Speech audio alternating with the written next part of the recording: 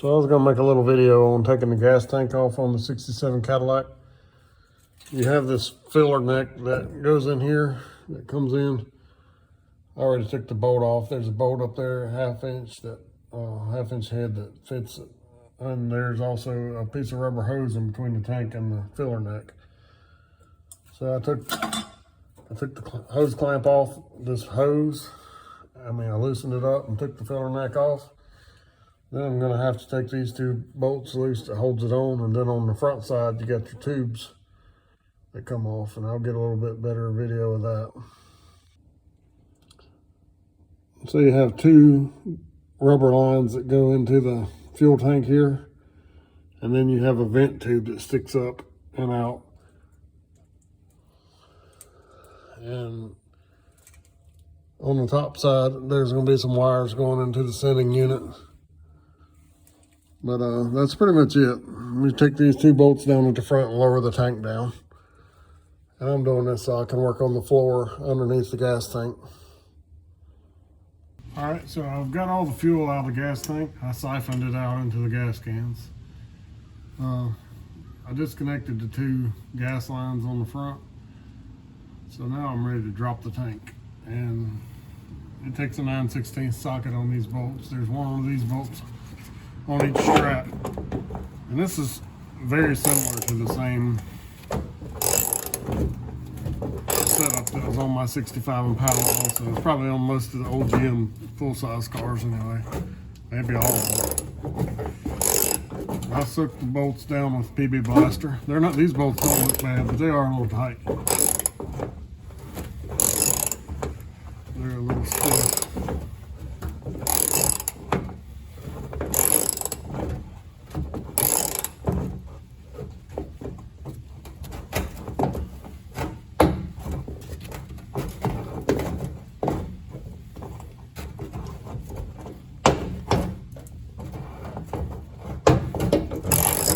It'd be better to use impact on this. I don't know why I'm using a ratchet.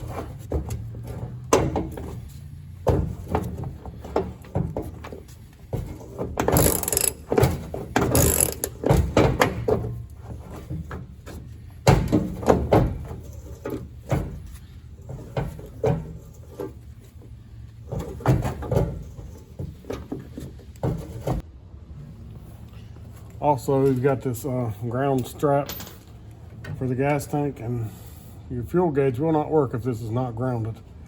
So it takes a 3/8 socket or whatever you want to use.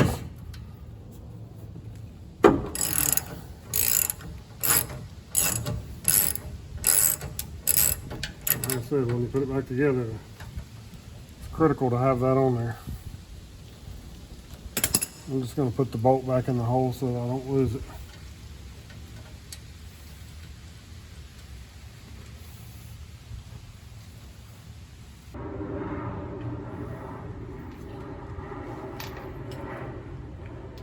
Alright, so now I'm going to take the other side loose.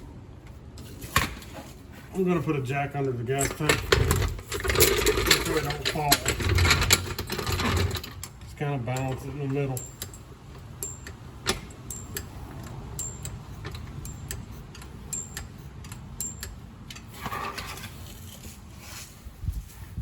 One thing I didn't talk about is the fuel gauge wire also comes off here.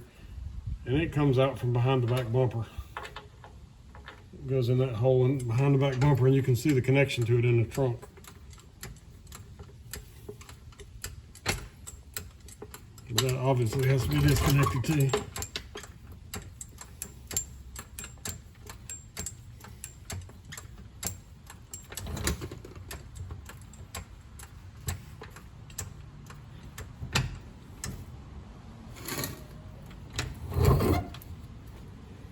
So I'm going to use the impact on the other one. That's what I should have used on the first one. Just takes a lot longer to do it the other way.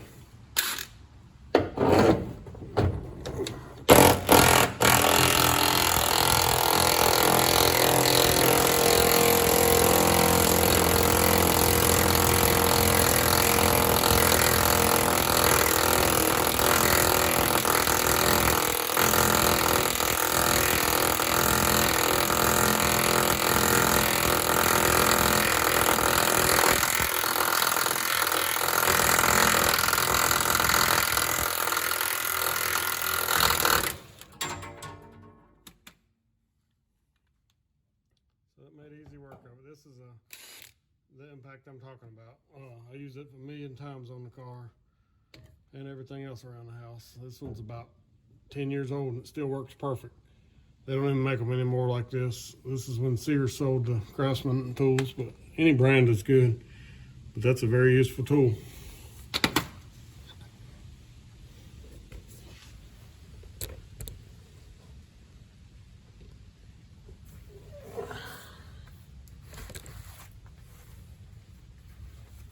So now the straps are down. Should be the only thing holding the tank is this jack. I'm going to lower it down slowly. I'm going to try to be careful too not to get gas dumping out on me here.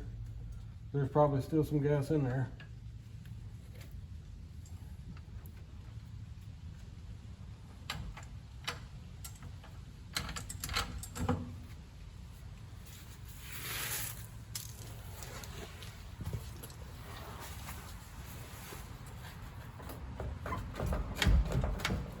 Alright, so this tube's going to have to come off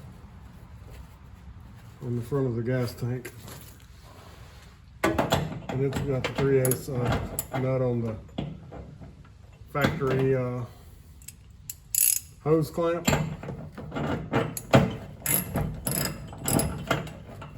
Just gonna loosen it up really loose. And seems like it'll come off. Hopefully it will.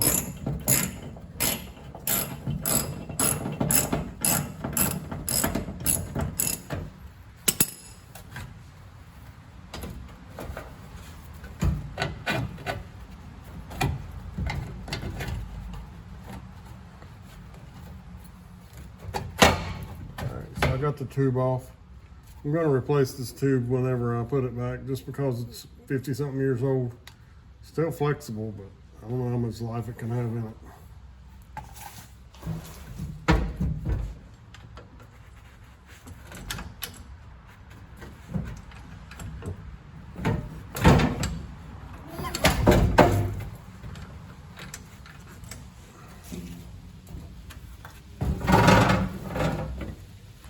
I can still feel there's gas in the tank. So I'm going to get something and try to keep it upright while I'm pulling it down. I don't want to dump gas all over myself.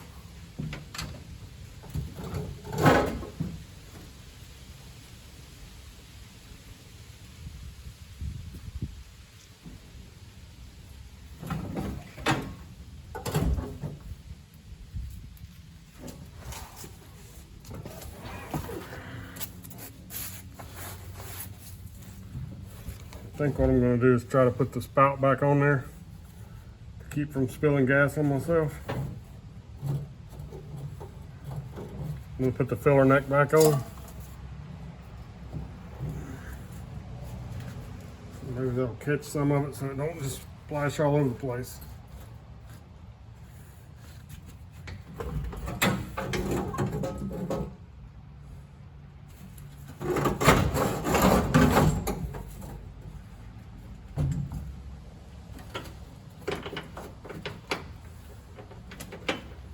So these wires are between the frame and the trunk.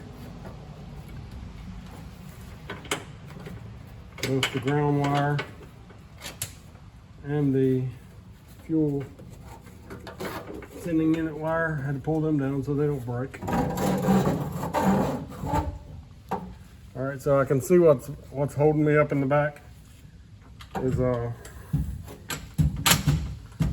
tubes that are connected to the body of the car, the fuel tubing. I'm gonna go disconnect that. They're already taken loose, but there's hangers that must be holding it. All right, so what it was, there was a cable tie holding the fuel lines up above the rear end to keep the fuel lines from rubbing on the rear axle when it moves.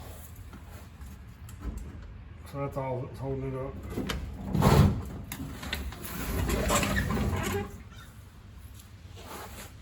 So just like that, we got the gas tank out. It's really not a very hard job.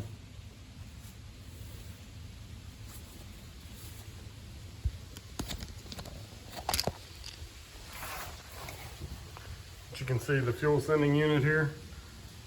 So if you were needing to change that, it'd be a good time to change it. Probably not going to change mine. It's working good. It's not that difficult to remove if I had to. See, you get the two lines here. The sending one and the one that feeds back to the tank, which is good if you were hooking up a LS engine or something with an electric fuel pump. You have a return line.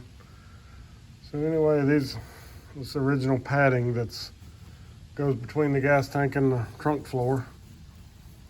You can see it's all there.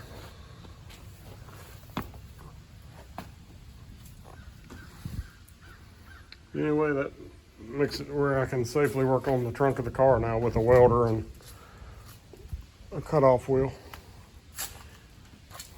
No other way I could really do it. My gas tank is in a really good shape. It's not rusty at all. Looks very clean. I mean, I can clean it up. It's got a little bit of dirt on it, but it's very, very good condition, which is good considering the trunk floor rusted out. I had a car once that the trunk floor rusted out, and it rusted out the top of the gas tank also.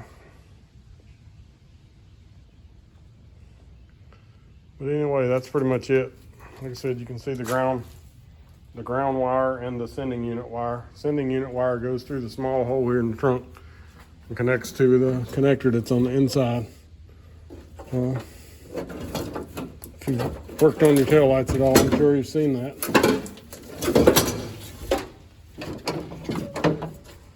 Here's the small one. It connects to the one brown wire there that comes through. So, like I said, this is your vent tube for that vents your gas tank. It kind of mounts to the bottom of the car up in there where the hump goes up. It allows the tank to be vented. If not, it would cause a problem. Anyway, that's it. I'll be showing other parts as I do it, but I thought it might be useful for somebody to see how the gas tank comes off. Because you can do this with when you're just needing to replace the tank also. You could do it with the back bumper still in place too. It'd probably be a little more difficult, but it can be done.